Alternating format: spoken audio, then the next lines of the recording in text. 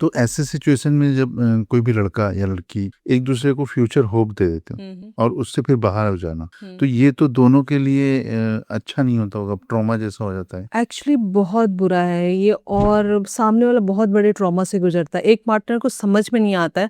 और मुझे लगता है कि ये फैमिलीज को भी समझना चाहिए कि सामने वाला अगर लड़का हो या लड़की सच में सही है ना, तो आप बेवजह की चीजें आप मत ये करो। आजकल बहुत बड़ी एक एक्सक्यूजेस आ गई ना, दहेज। अगर लव मैरिज भी है तो भी फैमिली कहती है कि बिना दहेज की शादी नहीं होगी, बट यहाँ पे वो फिर दहेज को नहीं हाईलाइट करके किसी दूसरे पॉइंट को हाईलाइट कर देते, क्योंकि उन्हें अपनी इज्जत भी बचानी होती है। डायरेक्ट ये नहीं कहेंगे कि दहेज नहीं दे रहे इसलिए हम शादी नहीं कर रहे हैं। तो ऐसे क्या होता है, जब आप किसी को होप दे के पीछे हट जाते हो ना, कोई लड़की आपके लिए 1 साल 2 साल 3 साल वेट करती है, तो सोचो कितने सारे इमोशंस जुड़ जाते होंगे।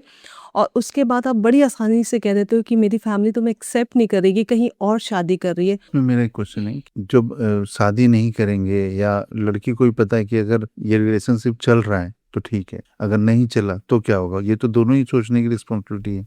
एक्चुअली यही तो लोग नहीं सोचते हैं। जो रेड फ्लैग्स दिखते हैं रिश्ते में, कई बार आप देखना कि लड़का बोल देता है जब वक्त आएगा तो देखेंगे, या वो अपने रिलेशनशिप को सबसे हाइड करके रखते हैं। बहुत सारे रेड फ्लैग्स दिखते हैं, लेकिन उस टाइम इमोशंस इतने हाई होते हैं, फीलिंग्स इतनी हाई होती है ना, कि इन चीजों को जानते हुए भी हमारा दिमाग जो है इन चीजों को समझ रहा है, लेकिन दिल नकार देता है, अवॉइड कर देता है, और धीरे धीरे फिर लगता है कि अभी तो सब कुछ अच्छा लग रहा है ना, आगे के आगे देखेंगे। कितनी लिमिटेशंस रखनी चाहिए रिलेशनशिप में? अगर मान लो कि कोई +2 पास है, ग्रेजुएशन कर रहे हैं, पढ़ाई कर रहे हैं और उस समय रिलेशनशिप में आ गए लड़का लड़की दोनों, और उस एज में डिसीजन का जो हम लोग बात कर रहे हैं शायद वो नहीं सोचते, मैच्योरिटी उस टाइम में नहीं होती है। तो किस लिमिट तक रखना चाहिए रिलेशनशिप? मैं एक बात बोलूंगी, शायद सबको बहुत बुरा भी लगे, आजकल बहुत सारे लोग लिमिट क्रॉस करने के लिए रिलेशनशिप में आते हैं, ऑब्वियसली है ना। लिमिट क्रॉस करने के लिए रिलेशनशिप में आते हैं, जब उनका काम पूरा हो जाता है तो फिर जाके वो सामने वाला पार्टनर उनको अच्छा नहीं लगता है।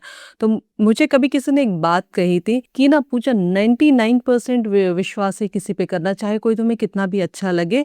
1% का शक हमेशा किसी के ऊपर भी रखना, चाहे वो आपका कोई भी लगता हो, ठीक है। और जो ये चीजें होती है ना, 1% का शक का मतलब ये होता है ना कि आप ब्लाइंडली किसी पर ट्रस्ट कर रहे हो। तो आप जब ब्लाइंडली किसी पर ट्रस्ट करने लगते हो ना, तो जो आपके सामने हकीकत रहता है ना, आप उसको देखते हुए भी आप देख नहीं पाते हो। और यही चीजें रिश्तों में हो रही कि रेड फ्लैग्स आपको दिख रहा है, या आप अवॉइड कर रहे हो।